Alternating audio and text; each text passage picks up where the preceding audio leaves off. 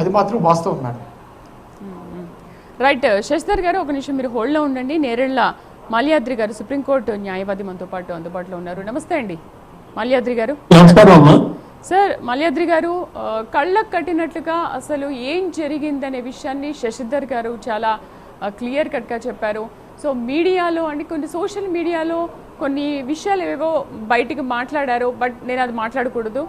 శశిధర్ గారు నిజంగా అలాంటిది జరిగిందా లేదా అనే విషయాన్ని కూడా చాలా క్లియర్గా చెప్పారు. ఏమంటారు? అంటే హిందువా ముస్లిమా అని అడిగి చెప్పారు. అండ్ వాళ్ళని ఏ విధంగా చంపారనే విషయాన్ని కూడా ఇంతకుముందు మా అసోసియేట్ ఎడిటర్ రాజు కూడా మీరు మాట్లాడారు, విన్నారు. అంటే హిందువా ముస్లిమా మాట్లాడి ఏ విధంగా చంపారనే విషయాన్ని. అంటే పహల్గాంలో పర్యాటకులపై పాకిస్తాన్ ప్రేరేపిత ఉగ్రవాదం జరిపిన పాశవిక దాడిని ముఖ్యంగా ముందు నేను ఖండిస్తున్నాను. తర్వాత ఇప్పుడే అందిన సమాచారం ప్రకారము వాళ్ళు మొత్తం 14 మంది అంటారు. ఆ 14 మందిలో 5 మంది సపరేట్ అయ్యారు. ఈ 14 మందిలో 5 మంది ఎవరైతే ఉన్నారో వాళ్ళల్లో 3 హిజ్బుల్ ముజాహిద్దీన్, 8 ఏమో ఎల్ఈటి, 3 జేఈఎం అన్నమాట. వీళ్ళందరూ కూడా 40 సంవత్సరాల వయసు లోపల వాళ్ళే అని తెలిసింది. తర్వాత వాళ్ళల్లో కొంతమంది పాకిస్తాన్ నుంచి టూరిజం కింద కానీ ఏదో అఫిషియల్ పని మీద ఇక్కడికి వచ్చినప్పుడు వాళ్ళకి గైడ్ గా ఉండి వీళ్ళు అసిస్ట్ చేసేవాళ్ళట ఈ అటాక్ చేసిన వాళ్ళు. నెక్స్ట్ 3 పాకిస్తానీ నేషనల్స్ కూడా ఉన్నారని తెలిసింది. కాబట్టి ఒక ప్రీ ప్లాన్డ్ గా జరిగింది ఇది. ఆ ప్రీ ప్లాన్డ్ గా జరిగినప్పుడు ఒకరిని చంపకుండా వదిలేసి మోడీ గారికి చెప్పండి అని చెప్పటం, తర్వాత మీరు చెప్పండి అని చెప్పి ఇస్లాంలో కొన్ని విషయాలు అడిగి తెలుసుకోవటం, ఇవన్నీ ఉద్దేశపూర్వకంగా జరిగింది అని మనకు అర్థమైపోయింది.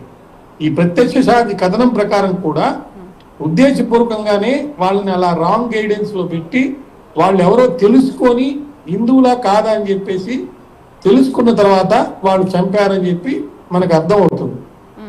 అండ్ ఆ ఇద్దరు ఇళ్ళకి వెళ్ళినప్పుడు, భద్రతా బలగాలు వెళ్ళినప్పుడు కూడా బాంబులు అమర్చి వాళ్ళు వస్తున్నారని పసిగట్టి ముందుగానే బయటికి వెళ్ళిపోయారు. భద్రతా బలగాలు వెళ్ళి వాళ్ళని చెక్ చేసి వాళ్ళు బయటకు వచ్చిన కొన్ని నిమిషాలకి అక్కడ బాంబ్ బ్లాస్ట్ అయిపోయింది. సో మీరు చెప్పినట్టుగానే ఇదంతా కూడా ప్రీ ప్లాన్డ్ గానే. సో ఖచ్చితంగా మనం ఇది చేద్దాము అండ్ వాళ్ళు మన వెతుక్కుంటూ వస్తారు, మనని చంపేస్తారు, కాబట్టి మనం కూడా ఖచ్చితంగా బయటికి వెళ్ళిపోవాలి, మనం కూడా తప్పించుకోవాలి. సో వీళ్ళని అక్కడ మట్టు పెట్టాలని వాళ్ళు చూశారు. బట్ లక్కీగా భద్రతా బలగాలు బయటకు వచ్చాయి కాబట్టి బ్లాస్ట్ అయిపోయింది.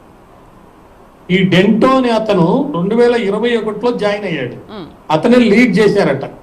అతను working as the super district commander గా బ్యాండ్ అవుట్ఫిట్ కి చేస్తున్నాడు ఈ డెంటో అనే అతను. వీళ్ళలో కొంతమంది అంటే టిఆర్ఎఫ్ ద రెసిస్టెన్స్ ఫ్రంట్ అన్నమాట. ఇది 23లో ఇది 2023లో ఇది ప్రారంభించారు. అంటే 23 నుంచి రెక్కీలు కానీ లేకపోతే ఇవన్నీ ఒక ప్రీ ప్లాన్డ్ గా వాళ్ళు తయారు చేసుకొని పాకిస్తాన్ నేషనల్స్ కూడా 3ని వాళ్ళు జత చేసుకొని ఇక్కడ ఇండియన్ వాళ్ళని ఒక 2ని జత చేసుకొని ఆ ఏరియాలో కొంచెం సెక్యూరిటీ బాగానే ఉంటుంది. అది సెక్యూరిటీ లేని ఇది కూడా కాదు. నేను కూడా వెళ్ళాను అక్కడికి. సెక్యూరిటీ ఉన్న ఏరియాలోనే వాంటెడ్ గా ప్రాపర్ ప్లానింగ్ తోటి ఒక స్ట్రాటజీ తోటి ఎకనామిక్ గా ఇండియా డెవలప్ అవుతుంది, దాన్ని మనం స్ట్రైక్ చేయాలంటే వీళ్ళని ఇలా చంపితే దీనివల్ల లా అండ్ ఆర్డర్ ప్రాబ్లం వస్తుంది అనే ఒక ఉద్దేశంతో ప్రీ ప్లాన్డ్ గా ఇది జరిపారనేది మనకు అర్థం అవుతుంది.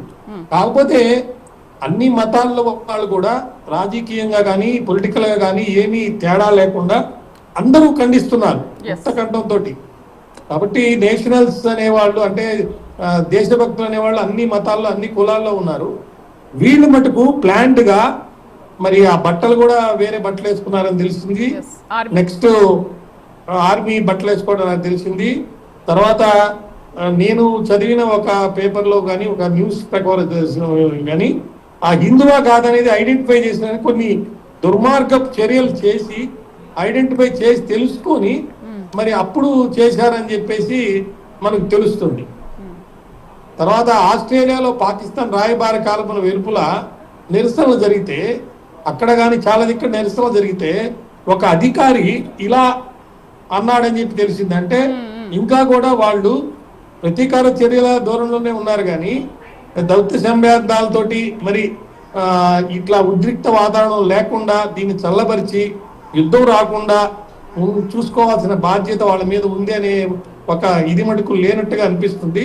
అసలు వాళ్ళకు తినడానికి తిండి లేదు, బట్ట లేదు, ఏమీ లేదు. అండ్ ఆ దేశస్తులే ఆ ప్రభుత్వాన్ని తిడుతున్నారు, అయినప్పటికీ కూడా ఇలాంటి వ్యాఖ్యలు చేస్తున్నారండి. వాళ్ళు ఏమనుకోవాలి అసలు? చెప్పుకుంటే మోదీకి చెప్పుకోండి అని మాట్లాడతారు, ఇలా మాట్లాడతారు. బట్ వాళ్ళకి తినడానికి తిండి లేదు, మీరు ముందు మాకు తిండి ఇవ్వండి అని చెప్పేసి ఆ దేశస్తులే నెట్లలో చాలా మంది నెటిజన్స్ అదే కోరుకుంటున్నారు. వాళ్ళు అసలు మనకే సపోర్ట్ చేస్తున్నారు అందులో ఉన్న వాళ్ళు. ఇప్పుడు స్టేక్ హోల్డర్స్ అందరినీ, అంటే అపోజిషన్, అక్కడ స్టేట్ గవర్నమెంట్ అపోజిషన్ పార్టీ అంటే వేరే పార్టీ ఉంది కాబట్టి వాళ్ళని, నెక్స్ట్ సెంట్రల్ గవర్నమెంట్ లో ఉన్న గవర్నమెంట్, బాధితుల్ని, లేకపోతే అక్కడ కాశ్మీరీ జమ్మూ కాశ్మీర్ ఏరియాలో ఉన్న వాళ్ళని, వాళ్ళందరినీ కూడా స్టేక్ హోల్డర్ అందరినీ ఒక కన్సల్టేషన్ చేసి దాని తదనంతరమే మరి ఒక చర్య తీసుకుంటే బాగుంటుంది. అంతేగాని ఇది యుద్ధానికి దారి తీసే పరిస్థితి అయితే ప్రస్తుతానికి లేనట్టుగా ఉంది. కానీ ఒక అటాక్ అయితే ఇంతకుముందు జరిగినట్టు తప్పకుండా చేయాల్సిన పరిస్థితి ఉంది. ఇంతకుముందు కూడా చాలా సార్లు ఇలాంటివి జరిగినాయి, కానీ ఇది దారుణంగా జరిగింది. ఒక మతం బేస్డ్ గా జరిగింది, ఒక ప్లాన్డ్ గా స్ట్రాటజీగా ఇలా చేశారు కాబట్టి ఖచ్చితంగా దీని మీద తగు చర్య వెంటనే తీసుకునే పరిస్థితి ఉంది. రైట్ అండి, రైట్. మాల్యాద్రి గారు డిబేట్లో పార్టిసిపేట్ చేసినందుకు thank you very much. Shashidhar గారు, చంద్రమౌళి కుటుంబ సభ్యులందరికీ కూడా మా ప్రైమ్ నైన్ తరఫు నుంచి కూడా ప్రగాఢ సానుభూతి తెలియజేస్తున్నాము. థ్యాంక్ యూ వెరీ మచ్ అండి డిబేట్లో పార్టిసిపేట్ చేసినందుకు. ఇది వాళ్ళ ప్రైమ్ డిబేట్. రేపటి ప్రైమ్ డిబేట్లో మళ్ళీ కలుద్దాం. Stay with us.